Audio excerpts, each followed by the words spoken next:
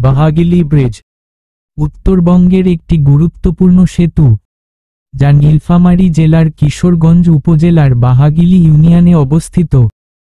এই ব্রিজটি মূলত চারালকাটা নদীর উপর নির্মিত এবং এটি কিশোরগঞ্জ-তারাগঞ্জ সড়কের গুরুত্বপূর্ণ সংযোগস্থল। হাতুড়ি এবং রেঞ্চ ব্রিজ নির্মাণের ইতিহাস: 1986 সালে প্রথমবারের মতো এখানে একটি বেইলি ব্রিজ নির্মাণ করা হয়, যার দৈর্ঘ্য ছিল প্রায় 120 মিটার। এটি একটি অস্থায়ী ধাতব কাঠামোর সেতু ছিল।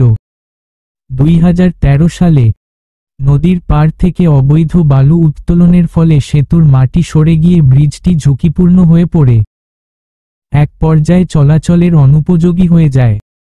এরপর 2017 সাল থেকে 2020 সালের মধ্যে সরকারি উদ্যোগে একটি নতুন স্থায়ী সেতু নির্মাণের কাজ শুরু হয়, যা এলাকা ও আশপাশের মানুষের যাতায়াত এবং অর্থনৈতিক কর্মকাণ্ডে গুরুত্বপূর্ণ ভূমিকা রাখছে।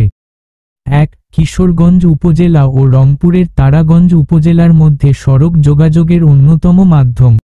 কৃষিপণ্য পরিবহন ও যাত্রী চলাচলের জন্য অত্যন্ত গুরুত্বপূর্ণ।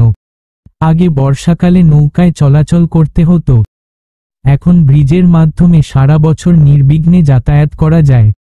এটি এলাকায় শিক্ষা, স্বাস্থ্যসেবা ও বাজার ব্যবস্থার উন্নয়নে অবদান রাখছে।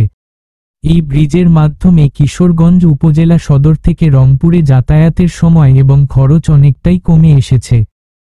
স্থানীয়রা মনে করেন, বাহাগিলি ব্রিজ একটি স্বপ্নের বাস্তবায়ন, যা তাদের জীবনযাত্রাকে সহজ ও গতিশীল করেছে।